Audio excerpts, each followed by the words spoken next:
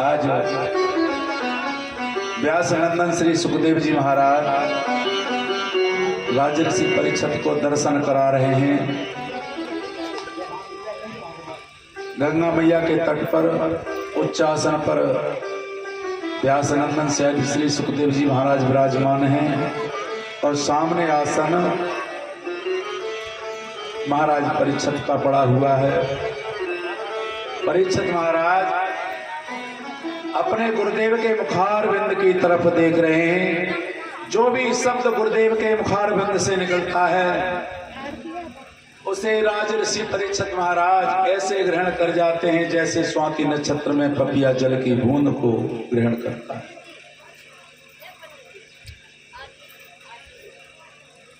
और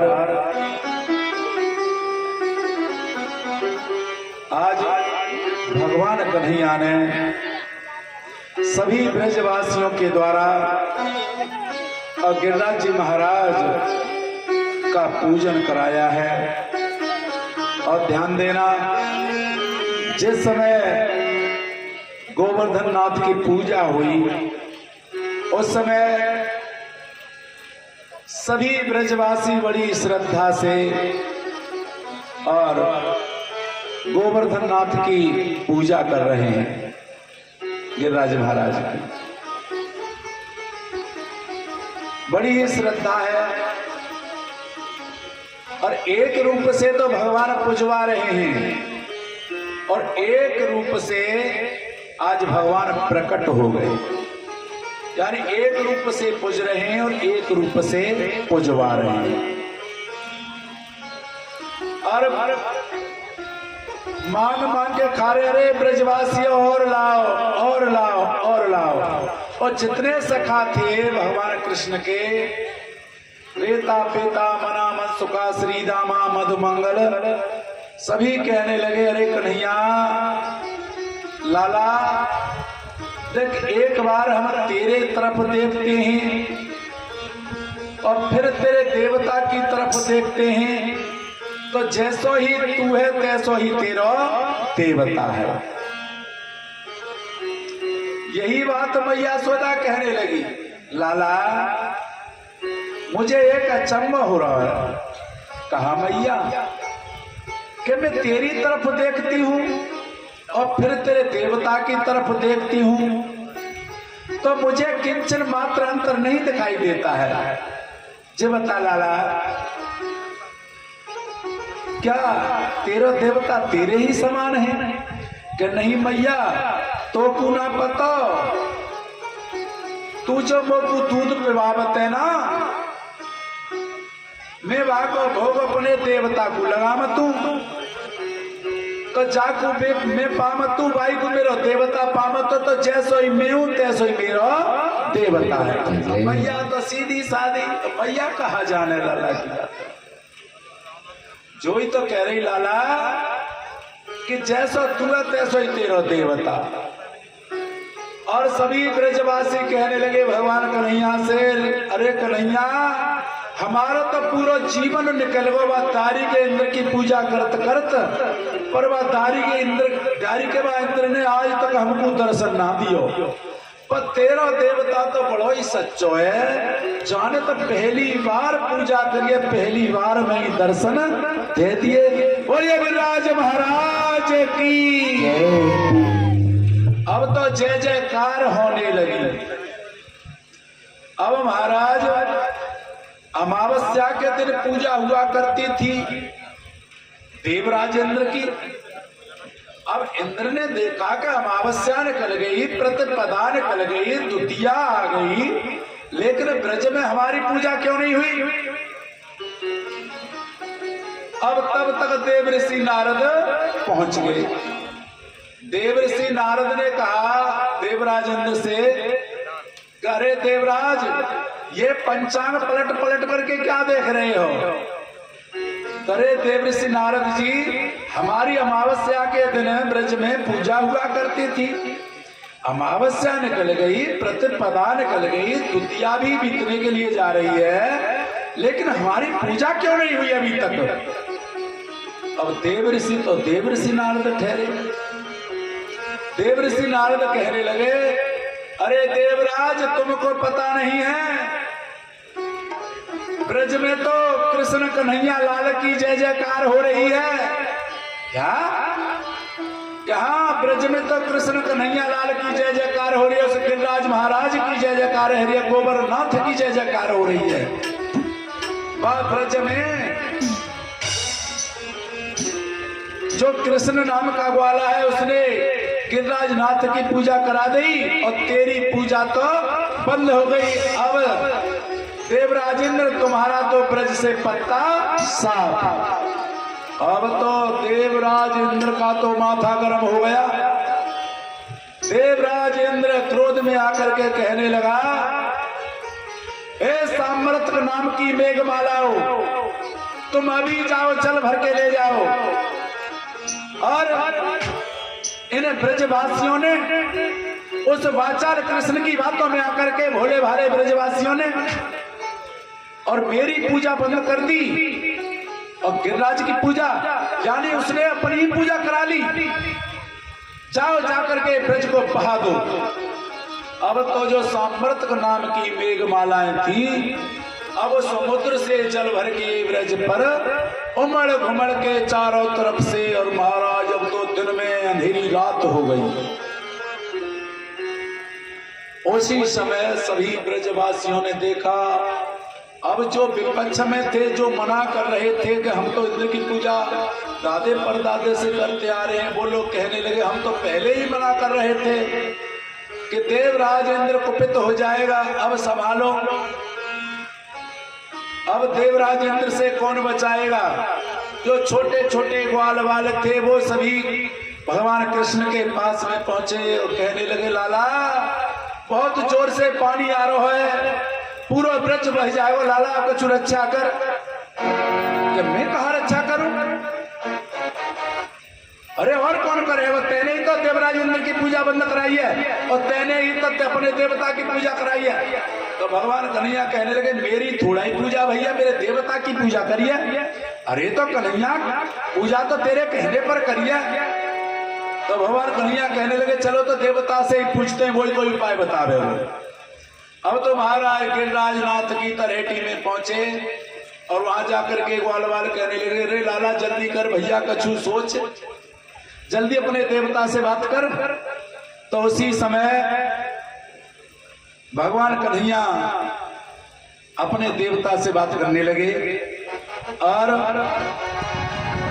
देवता से बात कर रहे हैं और कहने लगे, लाला मेरी बात हो गई मेरे देवता से। कहा भैया कि मेरा देवता ये कह रहा है कि यदि ज्यादा पानी बरस रहा हो तो तुम ऐसा करो, मुख उठा लो और मेरा छत्ता बना लो, छाता, और मेरी छत्र छाया में सभी ब्रजवासी आ जाओ।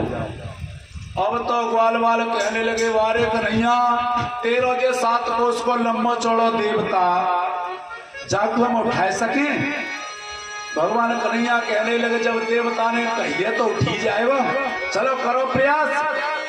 तो ग्वाल वाल कहने लगे, कन्हैया चल कर प्रयास, हम भी तेरे साथ, हमने भी घी दूध माखन बहुत खाया है ब्रज में। अब तो भगवान कन्हैया ने एक हाथ से ही उस गिरिराज पर्वत को उठा लिया है और व्यासी महाराज ने लिखा है, एकेन हस्तेन कृत्वा गोवर्धन अनाचल दधार लीलया कृष्णा छत्राकमिव बालकः।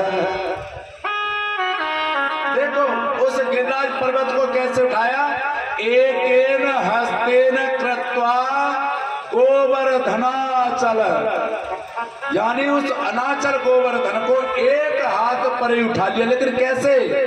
दधार लीलया, जैसे लीला ही लीला में ऐसे धारण कर लिया, जैसे बारिश के समय पर वो छत्ता जैसे उगते हैं सफेद सफेद छाता जैसे, उसको कहते हैं कुकुरमुत्ता।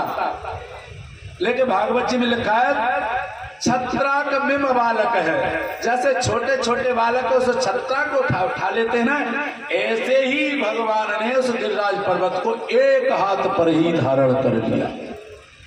और जितने ब्रजवासी थे सभी उस गिरिराज पर्वत की छत्र छाया में छुप जाते हैं। अब सभी ब्रजवासी गोवर्धन के नीचे आ गए। भगवान कन्हैया ने एक हाथ पर धारण किया। इधर मैया यशोदा भी पहुंची।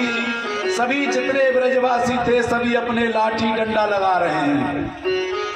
भगवान कन्हैया से कहने लगे, सभी ग्वाल बाल, कन्हैया आज तो गजब है बोरे लाला, तेरा इतना लंबा चौड़ा देवता हमने उठा लिया। आज हमको पता पड़िया कि हमारे अंदर इतना बल है। भगवान कन्हैया कहने लगे, बल क्यों ना होगा, मैंने घर घर ले जाके जो माखन मिश्री खवावे जे कोई बिलसी की चाउमीन थोड़ा ही है जो ब्रज पर माखन मिश्री है या में बहुत बल है। अरे तो देख कन्हैया आज हमने अपनी ताकत दिखाई देगी। कहाँ वो तो हमें सलत में ताकत दिखाई देगी। अब तो मैया यशोदा देखने लगी, कई दिन हो गए मैया यशोदा देखने कि मेरा लाला एक हाथ लगाए और लेकिन हमारे ब्रज के रास्ते के जन हैं वो तो ये करें एक हाथ की जरूरत ना पड़ी। एक हाथ की जो सबसे छोटी उंगली होती है ना कनिष्ठ का, उसको लगाया। लेकिन कछू रस के तो ये कहते हैं ब्रज में कि उंगली की जरूरत ना पड़ी। जो उंगली का जो अग्रभाग का नाखून है ना, उस पर हमारे ब्रज में एक बहुत सुंदर भजन गाते हैं। अरे नक पे किरबली नो धार कन्हैया मेरो मारो, नक पे किरबली नो धार कन्हैया मेरो मारो, नक पे किरबली नो धार कन्हैया मेरो मारो, कन्हैया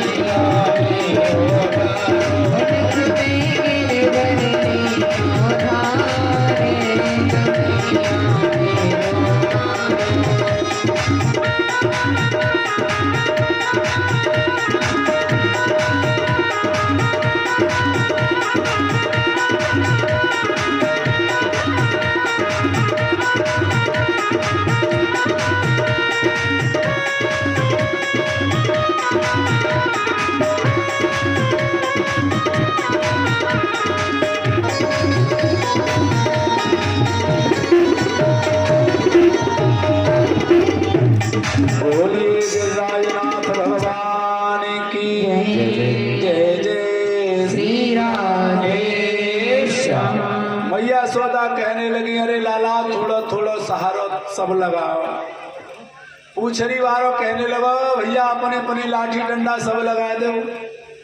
अब तो महाराज देखिए तृतीया के दिन गिरिराज पर्वत उठाया था, तृतीया के दिन, और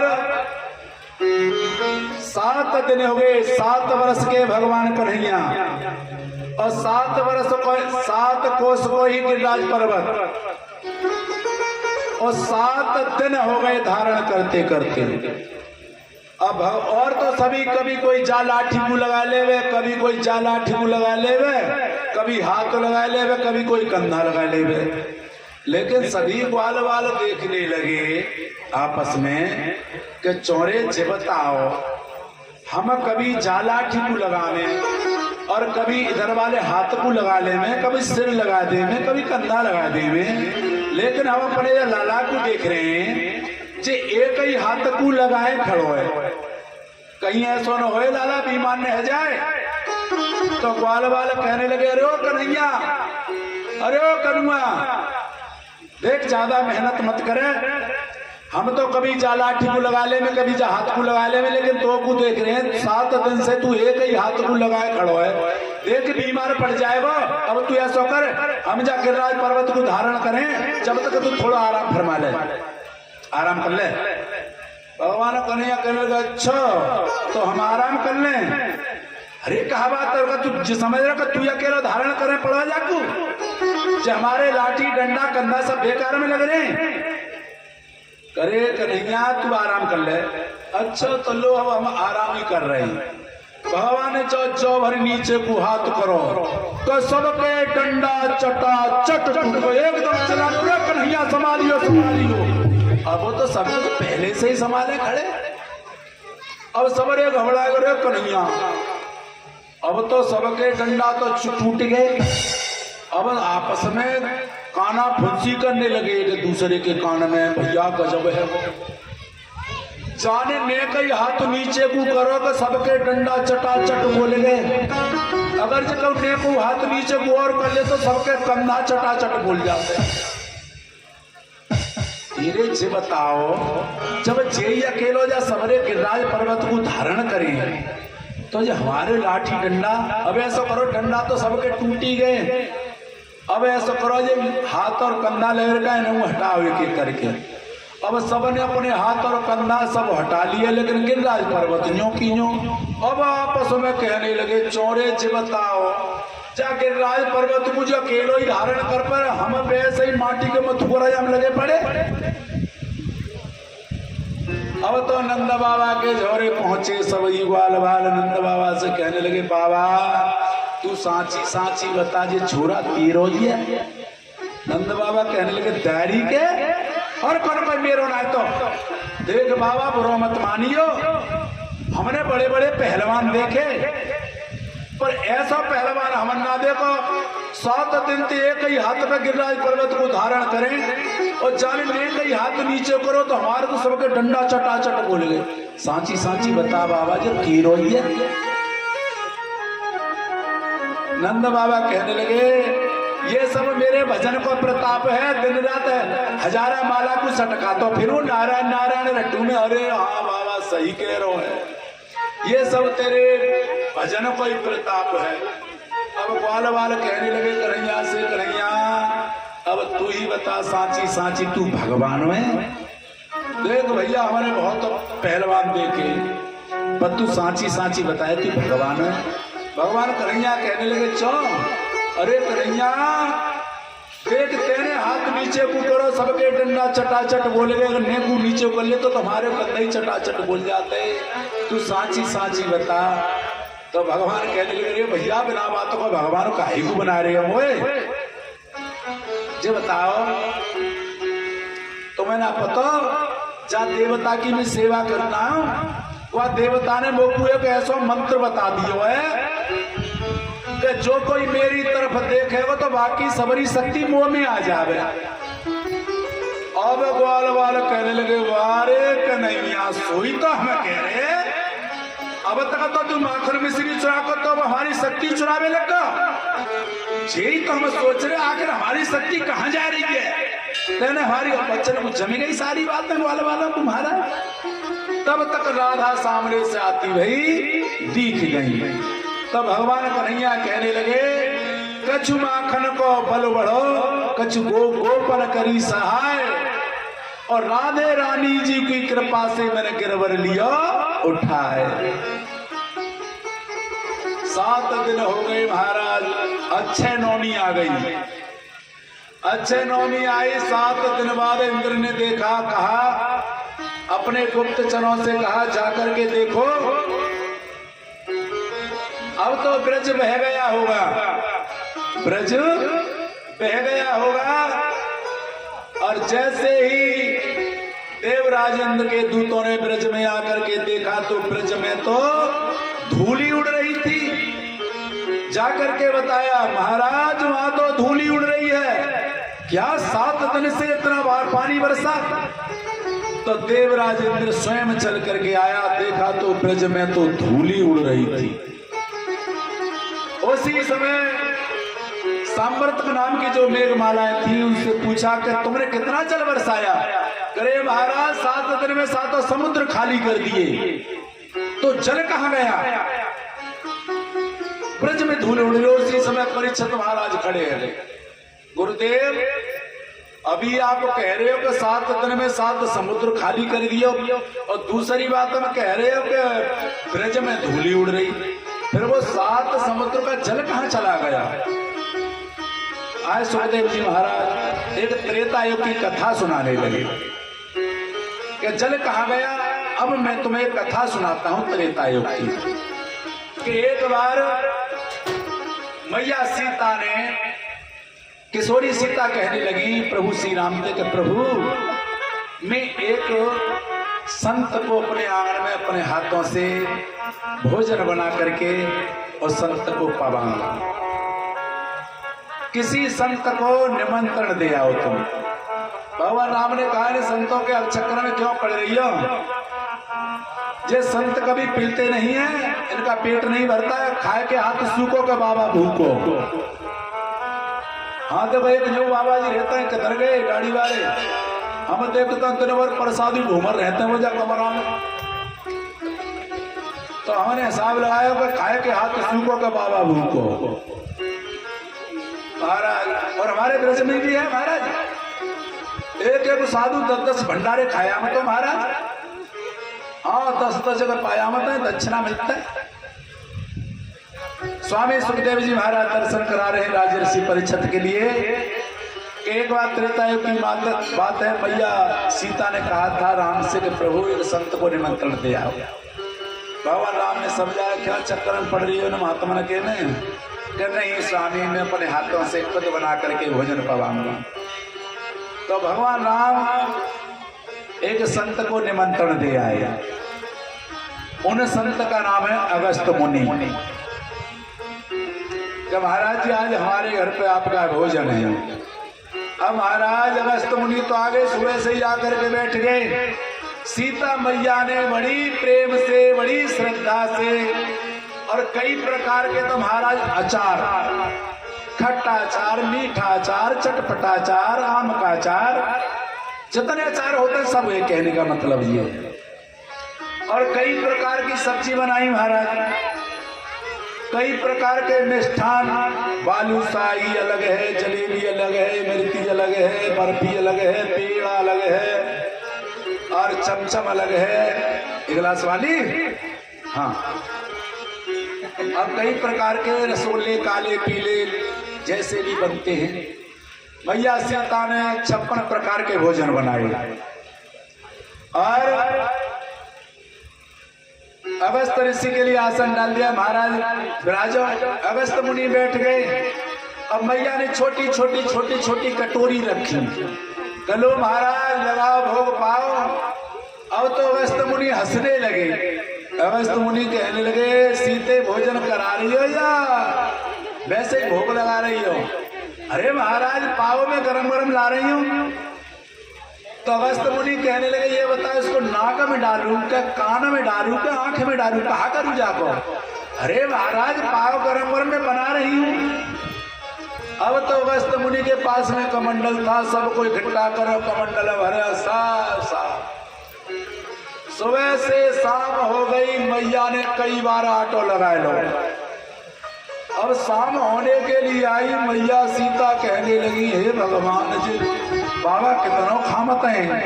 मैया हाथ जोड़ के पहुंची सीता मैया का बाबा थोड़ा सा जल पी लिया करो। जल? अरे जब आधा भोजन हो जाएगा तब जल पीऊंगा। बाबा आधा भोजन नहीं हुआ अभी? अरे अभी तो सूर्य कब हुआ है। मैया सीता तो घबरा गई हे भगवान ये क्या हुआ। उसी समय रिद्धि सिद्धि को आवाज लगाई अरे रिद्धि सिद्धि तुम कहाँ हो गणेश बेटा तुम कहाँ हो जल्दी आओ। अब तो गणेश महाराज थोंद लटका करके भजे चले आए। हाँ मैया बता। रिद्धि सिद्धि आ गई। रिद्धि सिद्धि से कहा तुम रसोई में पहुंचो जल्दी और गणेश से कहा तुम जल्दी जल्दी परसो। अब तो रिद्धि सिद्धि बनाने पे पूड़ियां और गणेश बाबा परोसने पर लगे हैं। 1 दिन हो गया 2 दिन हो गए 4 दिन हो गए 6 दिन हो गए 10 दिन हो गए। मैया कहने लगी बाबा थोड़ा सा जल तो पी लो। अरे सीते मैंने कहा ना आधा भोजन हो जाएगा तब जल पीऊंगा। तो बाबा भाई आधा भोजन ना हो अरे अभी तो शुरू ही नहीं हुआ है। अब तो मैया घबरा गई। 1 दिन नहीं 10 दिन नहीं 18 दिन हो गए खाते खाते, लेकिन बाबा को आधा ही भोजन ना भयो भाई। तो अब तो मैया सीताराम के पास में पहुंची कहने लगी प्रभु अब के मेरी लाज बचाओ। कहा हुआ?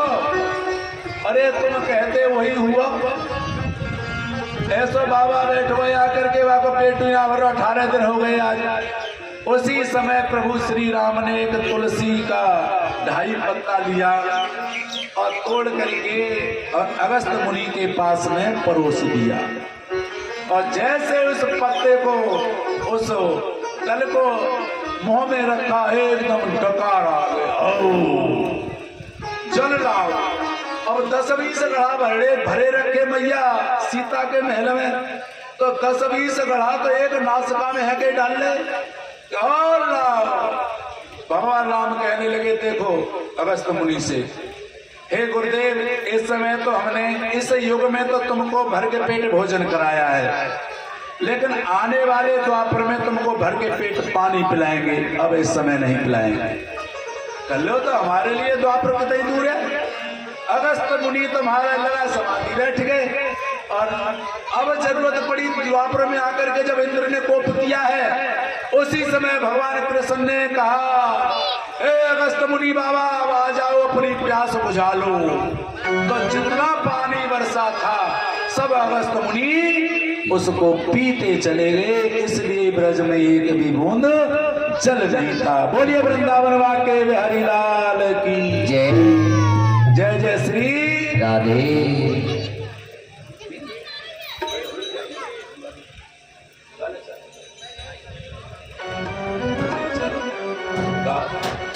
अब तो महाराज इंद्र ने आकर के देखा तो इंद्र यहाँ तो धूली उड़ रही है। अब तो सच्ची को आगे कर लिया और पूजा की सामग्री सुपारी रख करके थाली में भगवान कृष्ण के पास में पहुंचा। और भगवान कृष्ण ने किया 7 दिन हो गए। जैसे गिरिराज पर्वत को आसानी से उठाया था उसी प्रकार बिना किसी परिश्रम के और उस गिरिराज पर्वत को उसी स्थान पर रख दिया। भगवान पीतम शैलम स्वस्थाने पूर्वत प्रभु पश्यताम सर्वभूतानां स्थापयामास लीलया। लीला ही लीला में जैसे उठाया था उसी जगह पर रख दिया। देवराज इंद्र आए हैं सच्ची को आगे करके पूजा की थाली लेकर के आए हैं और प्रभु से आज स्तुति गाने लगे हैं। और देखो 10 श्लोकों में यानी 10वें दिन आया था इंद्र। तो 10वें दिन आकर के 10वीं को इंद्र ने भगवान की 10 श्लोकों में पूजा की है। विशुद्ध सत्वम तब धाम शांतम तपोमयम ध्वस्तरम जस्तम स्कमम मायामयो अयम पुरुषम प्रवाहो विद्यते देह गृहियाणु बंधना। हे प्रभु, हम अभिमानी जीव हैं और अभिमानी का अभिमान घटाने के लिए मैं तो अपने को मानी मान करके मान कर बैठा कि जो कुछ हूं सो मैं हूं, लेकिन तुमने अभिमानियों का मान गिरा करके अपना ही मान रखा है। प्रभु, आपने मुझे दंड दे करके उचित कार्य किया है। उसी समय अहम इंद्रो ही देवानाम त्वं गमाम इंद्रताम गतः गोविंद इतलोके त्वाम गासयन्ति भुवि मानवः। इंद्र 10वें श्लोक में कहता है, नमस्तुभ्यं भगवते पुरुषाय महात्मने वासुदेवाय कृष्णाय सात्वतां पतये नमः। और बोलिए संत भगवान की। आज संत भगवान जितने आए हैं वो आकर के अपना स्थान ग्रहण करें, यहाँ विराजमान हो जाएगा। और कामधेनु गाय को लेकर के आया था इंद्र। उस कामधेनु की गाय के दूध से भगवान को स्नान कराया। वहां से भगवान का एक नाम पड़ गया गोविंद, और भगवान को अच्युत नाम दिया है। उस दिन से भगवान को अच्युत भी कहने लगे हैं। बोलिए गोविंद भगवान की जय। अब देखिए इंद्र कहने लगे, प्रभु मुझे माफ कर दो। प्रभु तो माफ करने वाले हैं। प्रभु कभी अपने भक्त के दोष नहीं देखते हैं। भगवान तो अपने भक्तों के दोष कभी नहीं देखते हैं। भगवान तो ऐसे प्यार करते हैं अपने बच्चे से, जैसे आजा भगवान, यहाँ आ जाओ, यहाँ बैठ जाओ। और संत भगवान यहाँ आ जाओ। देखिए भगवान अपने भक्त के दोष नहीं देखते हैं। एक रामचरितमानस में तुलसी बाबा दर्शा रहे हैं कि कर काहे केस करें सोत घाता ताऊ नहीं तो उतार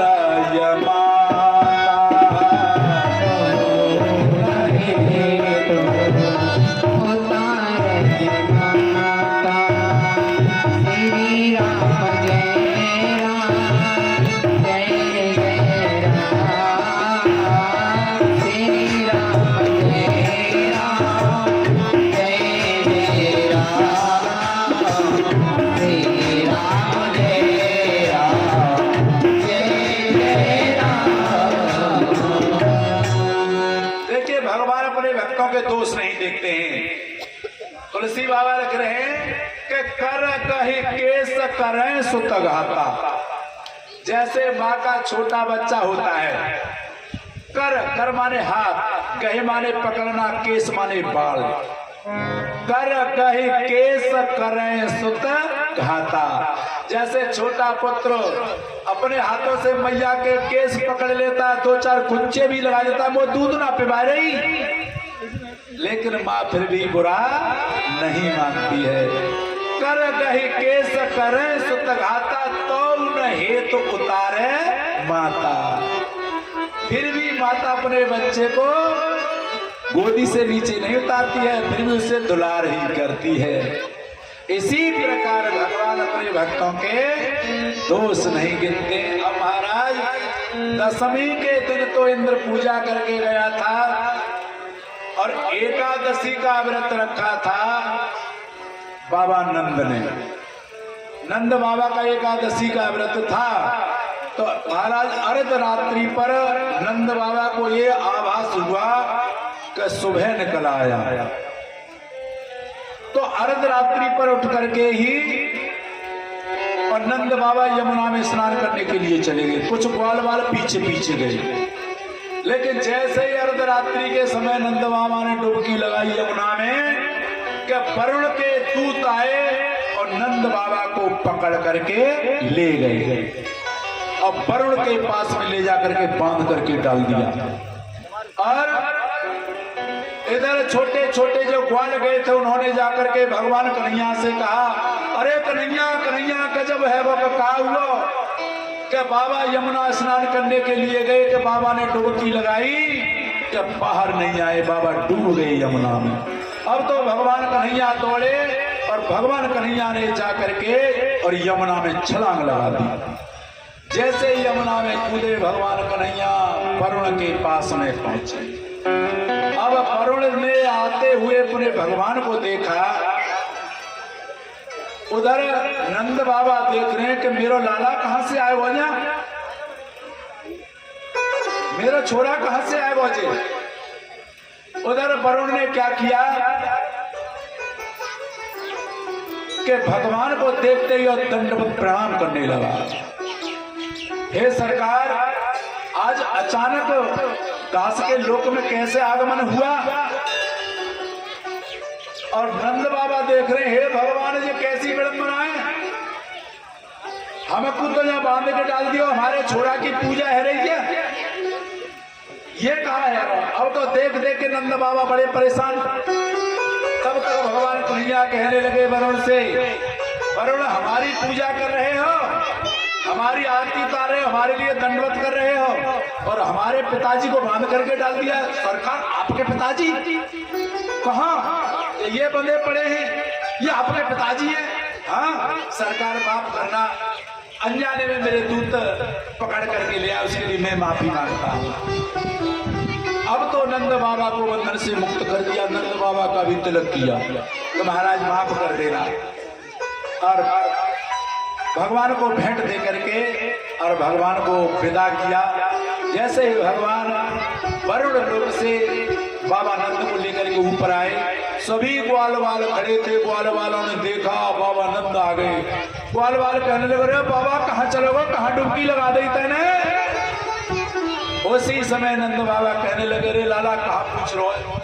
जैसे ही मैंने यमुना में डुबकी लगाई तो पहलवान आए, मोकू दबोच के ले गए और मोकू वरुण के पास में जाकर के बांध के डाल दिया।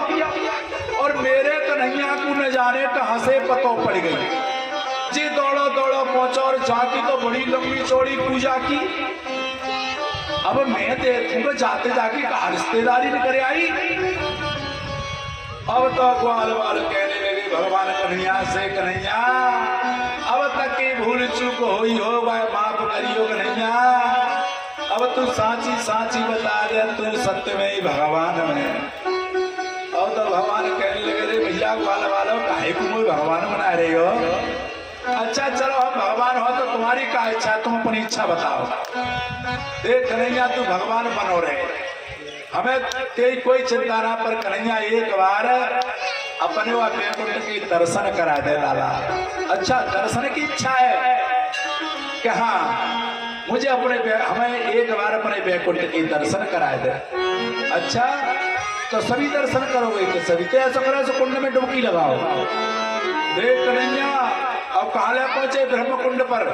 ब्रह्मकुंड देखा आपने, ब्रह्मकुंड देखा किसी ने, कभी नंदगांव गए हो, रमण रेती गए हो, रमण रेती के बराबर में ही ब्रह्मकुंड है।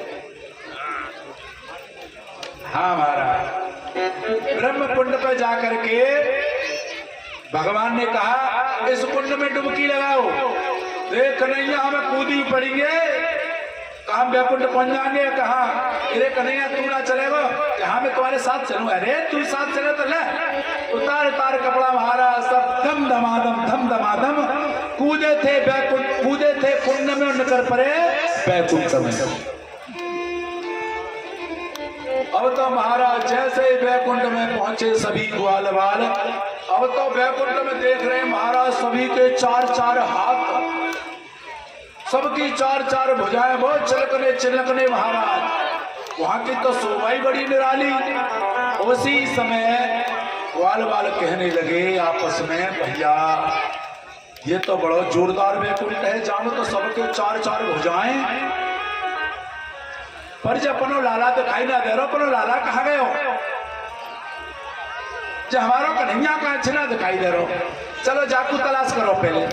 जैसे ही आगे बढ़े 4-4 हाथ वाले थे, उनसे पूछा भैया राम राम। उसी समय जो भगवान के पार्षद वो कहने लगे मौन मस्ताम, मौन मस्ताम।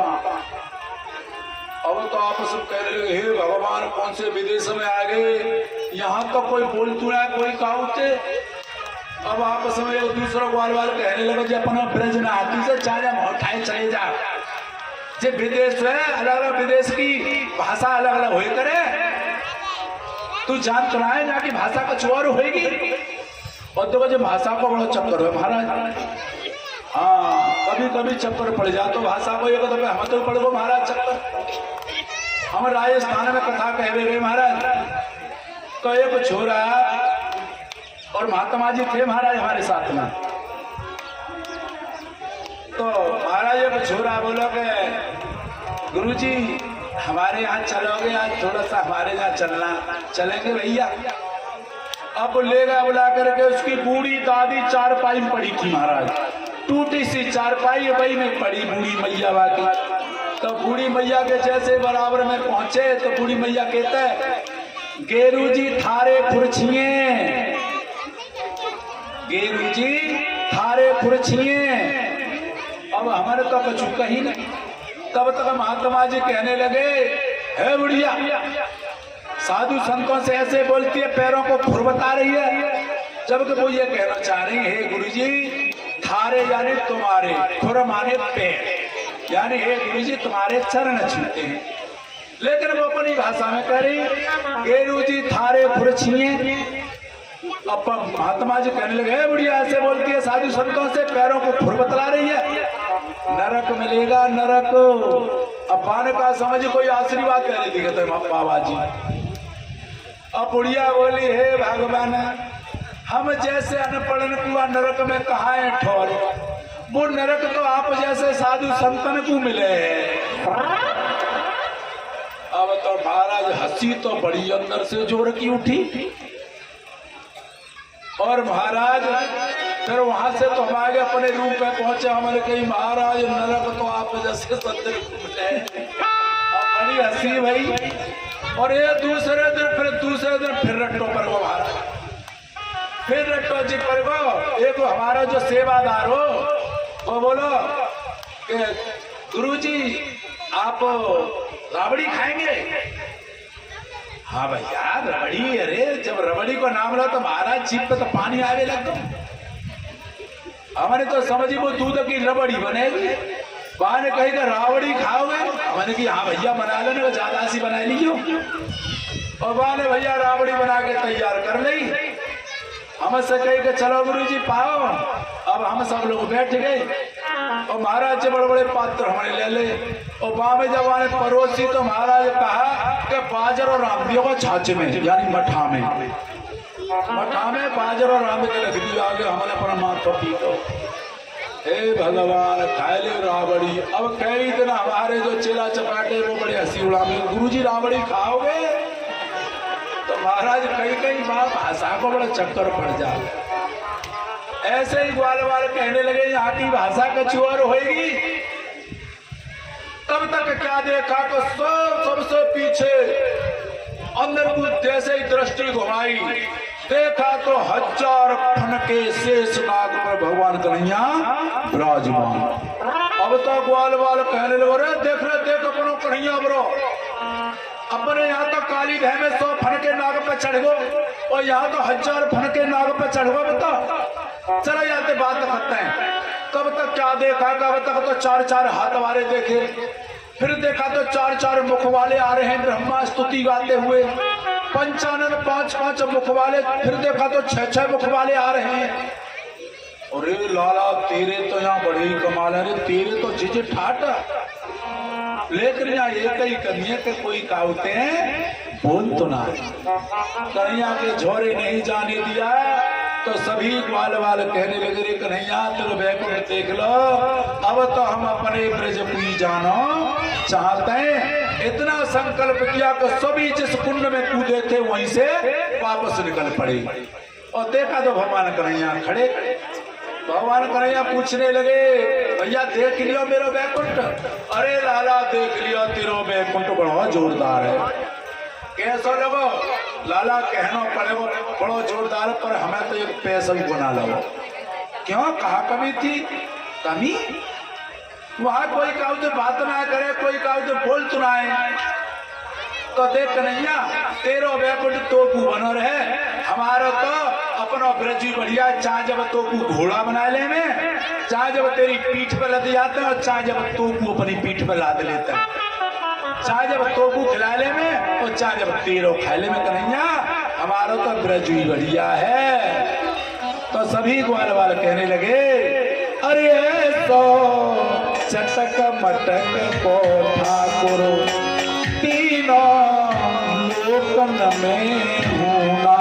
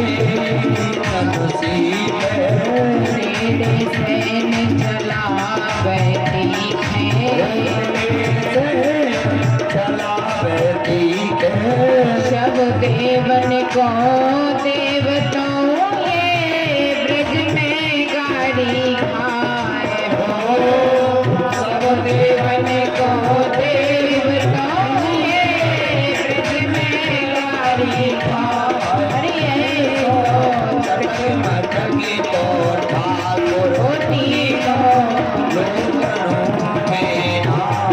जय हो कालिका के हरि बोल।